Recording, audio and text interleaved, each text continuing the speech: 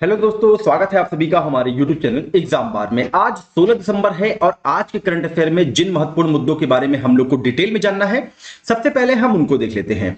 शुरुआत करेंगे हम इंदिरा गांधी शांति पुरस्कार 2023 से, और ये हमारे एग्जाम के लिए बहुत ही इंपॉर्टेंट होगा, तो इसके बारे में हम डिटेल में बात करेंगे। फिर बात करेंगे इनोवेशन हैंडशेक। ये क्या है, भारत ने किस देश के साथ इनोवेशन हैंडशेक शुरू किया है, इसके बारे में हम डिटेल में बात करेंगे। एंथ्रेक्स न्यूज में बना हुआ था, अब ये क्या है, ये किस प्रकार से हमारे एग्जाम के लिए इंपॉर्टेंट होगा, और साथ ही ये हमारा एग्जामिनेशन हॉल में साइंस का पोर्शन कवर करेगा, इसलिए ये बहुत इंपॉर्टेंट है। और अंत में बात करेंगे कल से चर्चा में रहे पार्वती नदी और काली सिंध नदी के बारे में। तो सेशन बहुत ही इंपॉर्टेंट होगा, और साथ ही कुछ पॉइंट जैसे मैं बताना चाहता हूं, जैसे पुरस्कार हो गया, ठीक है, और खेल हो गया। अब इससे आपको पता है कि एग्जाम में प्रश्न आएगा ही, तो आप फिर वहां पे आप अभी से अपना नोट क्यों नहीं तैयार कर रहे हैं। जितने भी पुरस्कार हैं आपको 1 या 2 पेज लगने वाले हैं, जितने भी खेल हैं उसमें भी 1-2 या तो मैक्सिमम हो सकता है 3 पेज लग जाए, जो कि एग्जाम के पॉइंट ऑफ व्यू से बहुत ही इंपॉर्टेंट होंगे। आप वहां पे ऐसे कुछ पॉइंट मेंशन करिए, जैसे अभी आज मैं बताऊंगा इंदिरा गांधी शांति पुरस्कार के बारे में, नोबेल पुरस्कार दिया गया, व्यास सम्मान दिया गया, सरस्वती पुरस्कार दिया गया, या तो राष्ट्रीय जितने भी पुरस्कार दिए गए, आप उनको एक ही पेज में कहीं ना कहीं लिख लीजिए, तो इससे रिवीजन करने में बहुत आसानी होगी, क्योंकि ये कुछ ऐसे खंड होते हैं जिससे एग्जाम में अक्सर प्रश्न पूछे ही जाते हैं। अब खेल की बात कर लें, एशियाई खेल हो गया, पैरा एशियाई खेल हो गया, या तो विश्व कप हो गया क्रिकेट का। अब ये सब भारत में इसका आयोजन किया गया था विश्व कप का, तो वहां से जितने भी इंपॉर्टेंट पॉइंट मिले हुए हैं आप उनको एक जगह ही नोट करके रखिए, क्योंकि ये एग्जाम में आप देखेंगे कि इन्हीं से जो है कहीं ना कहीं बीच में प्रश्न आपको देखने को मिल जाएंगे। तो आज हम पढ़ेंगे इंदिरा गांधी शांति पुरस्कार 2023 के बारे में। तो चलिए शुरुआत करते हैं सबसे पहले यूपी स्पेशल के कुछ इंपॉर्टेंट पॉइंट के साथ। पहला पॉइंट है, गौतम बुद्ध नगर में उत्तर प्रदेश मिलेट्स पुनरुद्धार कार्यक्रम के तहत एक रोड शो का आयोजन किया गया। पीलीभीत टाइगर रिजर्व में पर्यटकों को आकर्षित करने के लिए रेलवे स्टेशनों को वन्य जीव की थीम पर सजाया गया है। सेहरा मऊ रेलवे स्टेशन बाघों को समर्पित है, वहीं पे शाहगढ़ रेलवे स्टेशन को हाथियों की थीम पर डिजाइन किया गया है। अच्छा, बैकग्राउंड में कुछ आवाज आ रही होगी, आप लोग उसको इग्नोर करिएगा, क्योंकि यहां पे पॉइंट बहुत ही ज्यादा इंपॉर्टेंट है।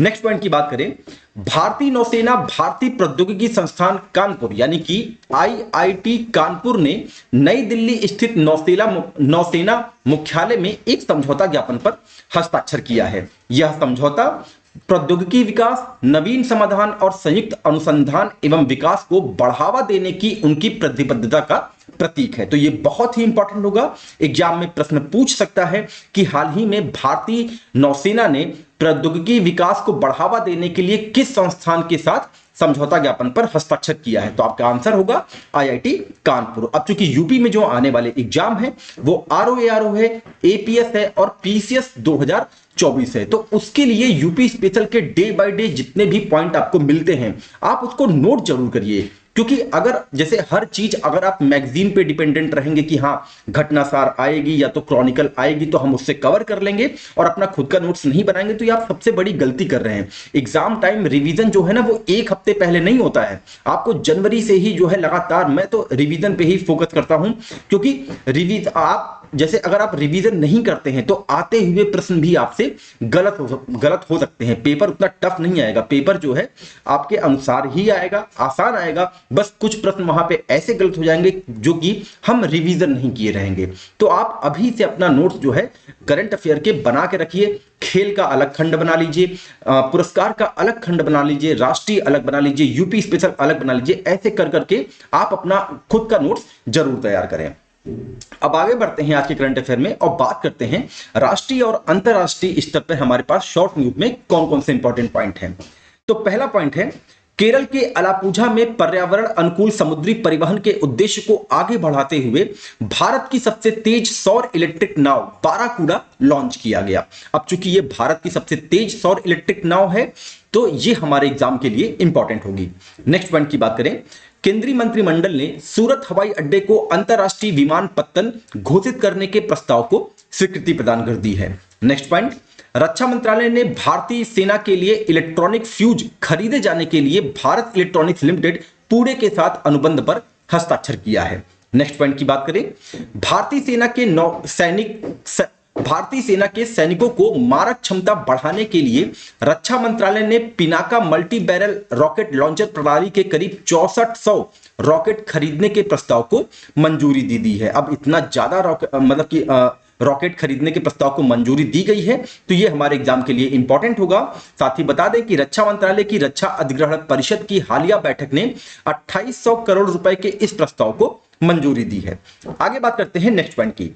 अभी हाल ही में शीतकालीन सत्र चल रहा था, तो वहां पे बताया गया कि प्रधानमंत्री नरेंद्र मोदी को 2014 के बाद से द्विपक्षीय, क्षेत्रीय और वैश्विक स्तर पर 14 देशों के सर्वोच्च राष्ट्रीय पुरस्कारों से सम्मानित किया गया है, जिनमें 2018 में संयुक्त राष्ट्र के सर्वोच्च पर्यावरण पुरस्कार भी शामिल है। नेक्स्ट पॉइंट की बात करें, ओमान के सुल्तान हैथम बिन तारिक भारत की अपनी पहली 3 दिवसीय राजकीय यात्रा पे हैं। अब चूंकि ये उनकी भारत की पहली 3 दिवसीय राजकीय यात्रा है, तो ओमान हमारे एग्जाम के लिए इंपॉर्टेंट होगा। आप इसको जो है मैप में जरूर देखिएगा।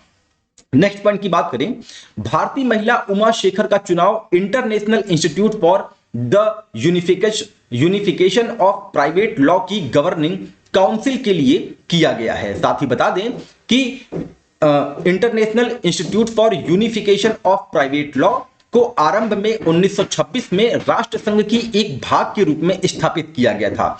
इस संस्था को बाद में राष्ट्र संघ के विघटन के बाद 1940 में कानून के तहत पुनर्गठित किया गया। यह एक स्वतंत्र अंतर सरकारी संगठन है जिसका मुख्यालय इटली में है, ये आप ध्यान रखेंगे। आगे बात करते हैं नेक्स्ट पॉइंट की। भारतीय स्टेट बैंक ने सौर परियोजना के लिए जर्मन विकास बैंक के साथ लाइन ऑफ क्रेडिट पर हस्ताक्षर किया है। नेक्स्ट पॉइंट की बात करें, उन्नति फाउंडेशन सोशल स्टॉक एक्सचेंज पर सूचीबद्ध होने वाली पहली इकाई बन गई है। सोशल स्टॉक एक्सचेंज मौजूदा स्टॉक एक्सचेंज के भीतर एक अलग खंड के रूप में कार्य करता है और सामाजिक उद्यमों को धन जुटाने में मदद करता है। नेक्स्ट पॉइंट की बात करें, सरकारी स्कूलों को प्री प्राइमरी या बाल वाटिका कक्षाओं से जोड़ने की मुहिम अब तेज हो गई है। शिक्षा मंत्रालय ने समग्र शिक्षा स्कीम के तहत इन कक्षाओं को शुरू करने वाले स्कूलों को अब 2 लाख तक की वित्तीय मदद भी देने की पेशकश की है। आगे बात करते हैं व्यक्ति विशेष में हमारे पास वन लाइनर इंपॉर्टेंट पॉइंट कौन कौन से हैं।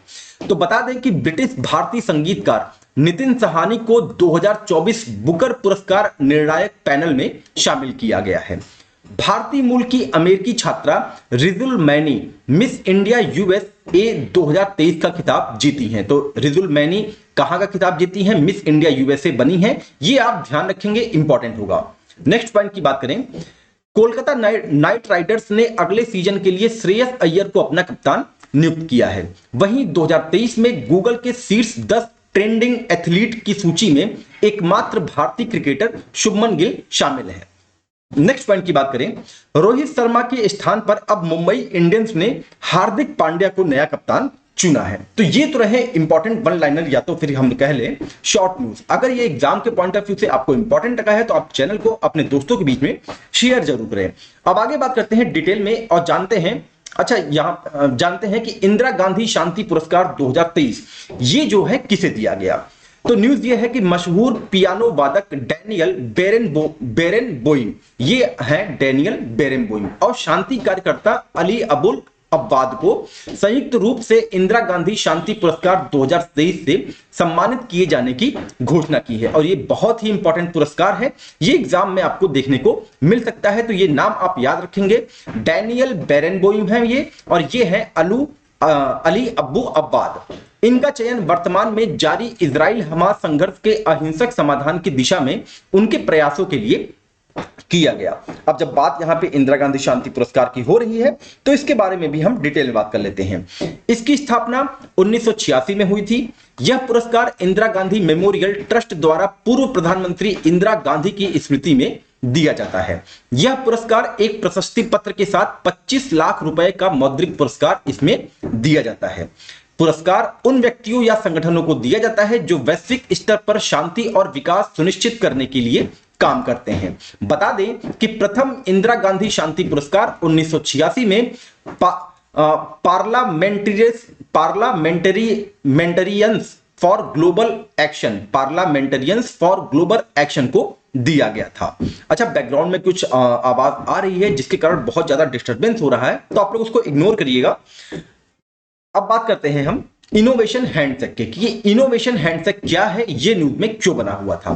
तो न्यूज ये है कि केंद्रीय मंत्रिमंडल ने इनोवेशन हैंडसेक के माध्यम से नवाचार इकोसिस्टम को बढ़ावा देने के लिए संयुक्त राज्य अमेरिका और भारत गणराज्य के बीच समझौता ज्ञापन के मसौदे को मंजूरी दे दी है। अब ये है क्या, तो बता दें कि जून 2023 में राष्ट्रपति बिडेन और प्रधानमंत्री मोदी द्वारा जारी संयुक्त वक्तव्य में इनोवेशन हैंडसेक स्थापित करने के प्रयासों का स्वागत किया गया था, जो दोनों पक्षों के ऊर्जावान स्टार्टअप इकोसिस्टम को जोड़ेगा, सहयोग के लिए विशिष्ट नियामक बाधाओं का समाधान करेगा और विशेष रूप से महत्वपूर्ण और उभरती प्रौद्योगिकियों के क्षेत्र में नवाचार और रोजगार के अवसरों में वृद्धि को बढ़ावा देगा। तो इनोवेशन हैंडसेक भारत और अमेरिका के मध्य है, इसको भी आप ध्यान रखेंगे।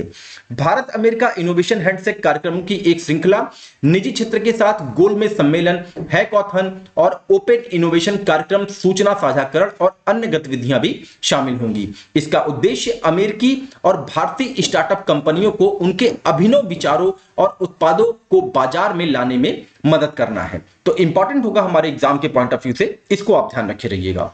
आगे बढ़ते हैं, बात करते हैं एंथ्रेक्स की कि ये क्या है, ये न्यूज में क्यों बना हुआ था, और ये हमारा एग्जामिनेशन हॉल में साइंस का पोर्शन कवर करेगा, इसलिए ये बहुत इंपॉर्टेंट है।